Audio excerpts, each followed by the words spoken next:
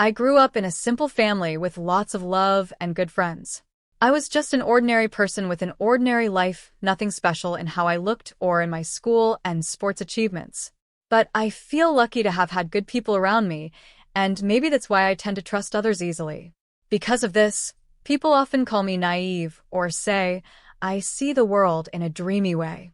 This story is about my difficult relationship with my mother-in-law, who bullied me despite my trusting nature. My name is Julie. I'm 35 years old and work as a salesperson.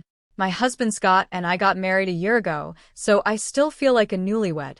I used to say, let's have a baby, but honestly, I was enjoying our newlywed life too much to rush into that. Scott's parents live about 40 minutes away from our apartment. His mom, Olivia, often invited us over for dinner, and we'd have a family meal together once a month. Some of my friends worried that visiting the in-laws that often might be too much, but I didn't mind. Scott's dad, Samuel, was great to talk to, and Olivia was sweet.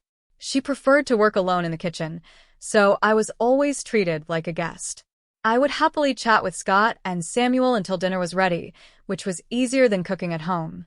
However, one thing started to bother me. One evening, we were at the in-laws' house for dinner again. When I tasted the chicken soup Olivia made, I couldn't help but react. What's wrong, Julie? Scott asked, noticing my expression. I've never had celery in chicken soup before, I replied. It's interesting, but it's delicious, Olivia. Is it? Thank you, there's plenty more, Olivia said. Oh, great, I responded, trying to hide my discomfort. I struggled to smile back at Olivia, who looked so happy. Another bowl of this soup would definitely raise my blood pressure. It was that salty. I glanced at Scott and Samuel, but they seemed to enjoy it. This must be the normal taste of home cooking for them. So, that day, I accepted it and forced myself to finish the soup, even though it was packed with so much sodium it could dissolve anything. It seems my in-laws like very strong flavors. Olivia's cooking was sometimes as salty as seawater and other times as sweet as condensed milk. The first time I tried it, I almost spit it out, but the rest of the family ate it like it was any other meal. I was shocked by their taste preferences. I felt bad leaving food uneaten, so I usually finished it, but it was too much for my stomach and I often felt sick afterward.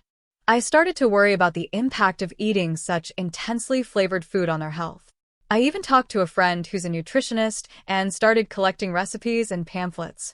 But as a new daughter-in-law, I couldn't exactly say, "Your cooking is too strong. Please change the recipes." My own cooking was seasoned exactly according to the recipes, and I thought Scott would like it. I used to ask him all the time, "Is it good?" And he would always reply sweetly, "Whatever you cook is delicious."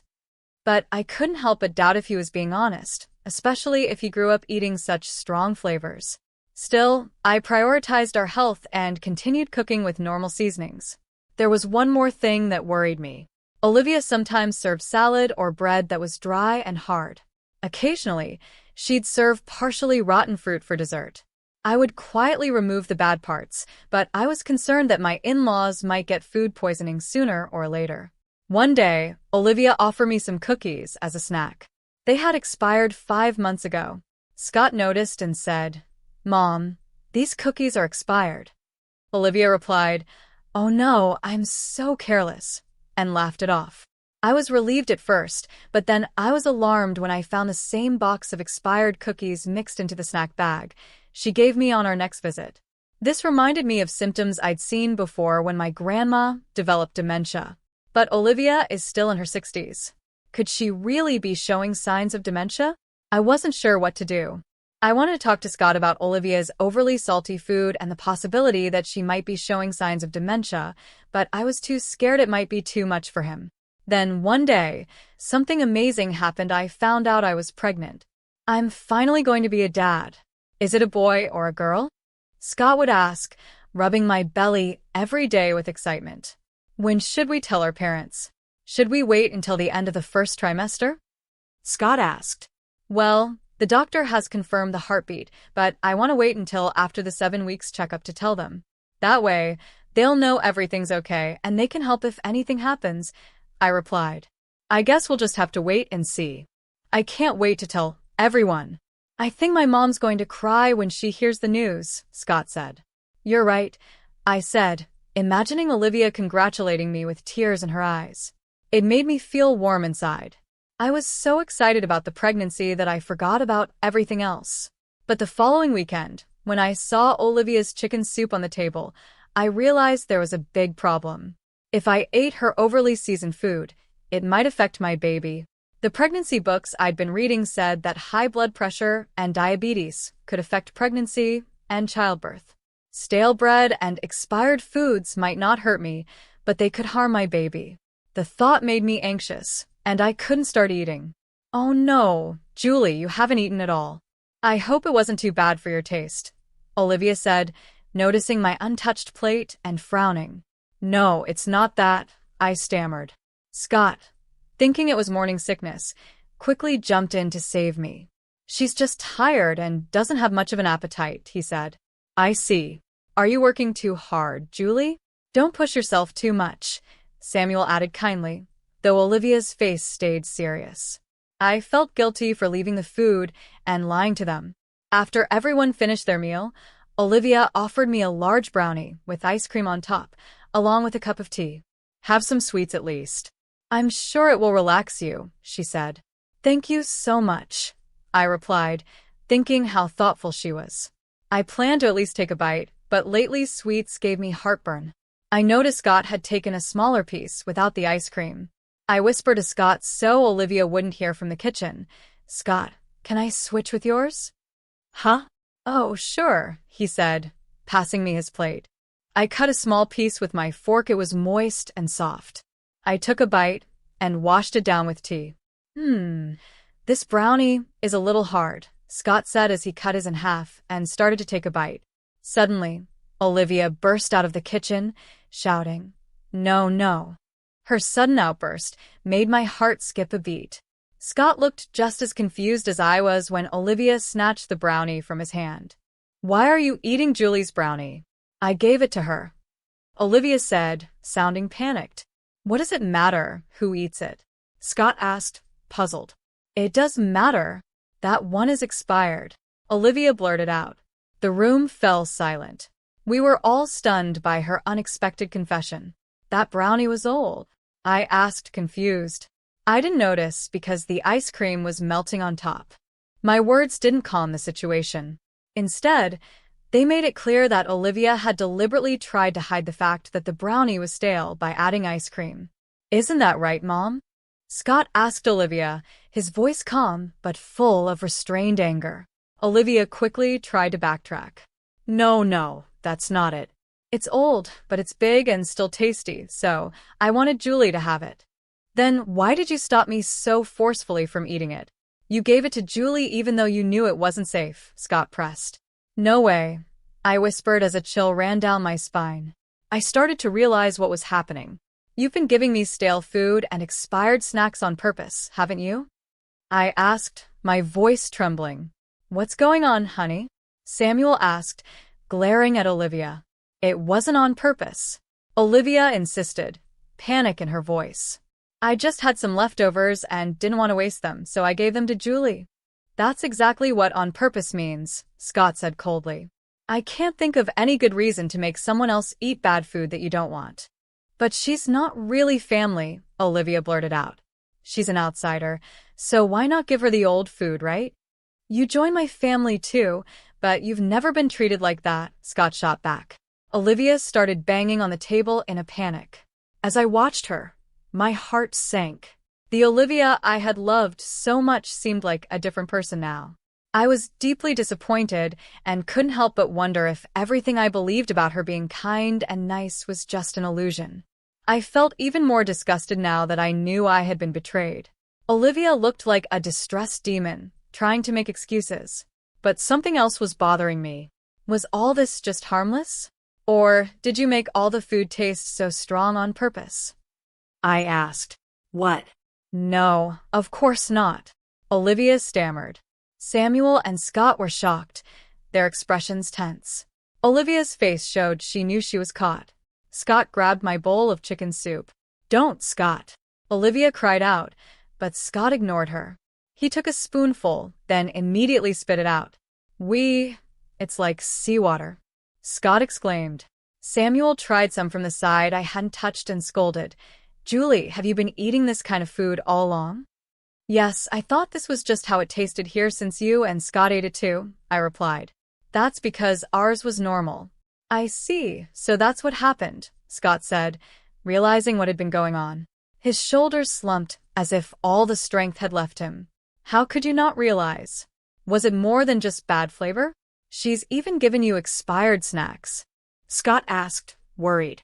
I thought she might have dementia, I admitted. Olivia's mouth twitched. For her, hearing that the daughter-in-law she hated so much actually thought she might have dementia and even felt sorry for her was a huge insult. Scott tried to comfort me, saying, "You're so sweet, putting up with her because you thought she was sick." Then he turned to his mother. "But you, Mom, I don't even want to think that you were bullying such a kind-hearted girl who trusted you." Samuel added, "I never imagined Olivia could do something like this. That's why I talked to so many people about it. I was worried about Olivia's health, thinking her taste buds were off, or that she might have dementia, even though she's only in her 60s. You talked to many people?" Olivia's expression quickly changed, realizing her actions had been exposed. "Yes, my parents, my friends, people at work, they were all helpful. They gave me tips and pamphlets," I said, pulling them out of my bag and piling them on the table. I had been carrying them around, intending to talk to Samuel and Scott someday, but I never thought it would come in handy like this. "Wow, you are really concerned about her," Samuel said, unfolding a pamphlet, clearly moved by my efforts. Olivia, on the other hand, was furious. "You're terrible." "I'm not sick," Olivia yelled. "No, you're the one who's terrible," Scott shot back. "Unlike you. She has a pure heart and was genuinely worried about you." "Shut up. Shut up," Olivia screamed, her anger boiling over. "I never liked her from the beginning." She pointed at me, her eyes filled with rage. "My beloved son was taken away by a stupid woman like her. He didn't even notice my harassment. Who's the dumb one now? I wished for a beautiful and successful woman who would make me proud to be seen with in public. You're a fool not to see what an amazing woman Scott married. You've been blind to her true worth." "What?" Olivia stammered, unable to believe what she was hearing. In front of me, my in-laws were having a heated argument. It was clear now Olivia had always hated me, and even though I understood it logically, it still hurt to realize that someone I trusted had betrayed me. Later that night, as we lay in bed, Scott whispered, "Why didn't you tell me before we got married? If I had known, I would have." Olivia's face lit up with hope, thinking Scott was on her side. "I knew it, he's on my side," she thought. But Scott continued, "If I had known, I would have cut ties." Ignoring Olivia's crushed expression, Scott held me tightly. "I'm sorry, Julie. I didn't realize how much you were going through." "I'm sorry too," I replied. I didn't see her true intentions. Olivia's eyes twitched. She never expected to hear such words from me, someone she had always looked down on. Scott looked at me and said, "I married you because you're so pure. Don't worry, we'll never come here again." "Wait," Olivia cried out. "You can't do that. I'm your mother. I'll never let you keep my grandchild from me." "Grandchild?" Olivia finally noticed my belly. If she had paid attention earlier, maybe things would have been different. But she was too busy with her schemes. "Let's go, Julie," Scott said, offering his hand. "Yeah," I replied, taking his hand and standing up slowly. "Wait, I'm sorry," Olivia pleaded, trying to grab Scott's arm. But Scott brushed her off. "I'm not the one you should be apologizing to," he said firmly. Olivia looked at me, her eyes full of resentment. I didn't want to forgive someone who clearly harbored ill feelings toward me. Before she could say anything, I spoke. "I trusted you, and you betrayed me. I can never trust you again. I won't let someone like you be around my precious child. Goodbye." "No," Olivia cried, collapsing in anguish. We left without looking back, with Samuel watching us, knowing we would never return. It's sad to say, but if Olivia had valued our relationship, she could have enjoyed a happy life as a grandmother, surrounded by her grandchildren. What a fool she was. Later, when I told my parents and friends who had supported me, they said, "You finally realized." They were either shocked or relieved because, apparently, everyone but me knew I was being mistreated. They didn't tell me because they knew I was genuinely worried about Olivia. At least they listened and collected pamphlets to help me when I finally saw the truth. I felt so ashamed and embarrassed that my face turned red. But, thanks to all the materials and support everyone gave me, I was able to show how seriously concerned I had been. Because of this, Scott and Samuel were completely on my side. I realized once again how truly blessed I am to have such good people around me. 5 years later, I've been busy taking care of our little son. Today is his first birthday. I'm hard at work preparing a birthday cake, fried chicken, and other dishes I'm not used to making. Scott has been a great dad, playing with our son and changing his diaper. In the middle of all this, I got a call from Samuel. He was invited to the birthday party, so I picked up the phone without hesitation, thinking he might have a question. "Hello, Julie," a familiar voice said sweetly, trying to gauge my mood. It wasn't Samuel. Even after 5 years, I knew it was Olivia. After we cut ties, we moved to a new place far away from her and only told Samuel where we were. I also blocked Olivia's phone number and had my number erased from her phone.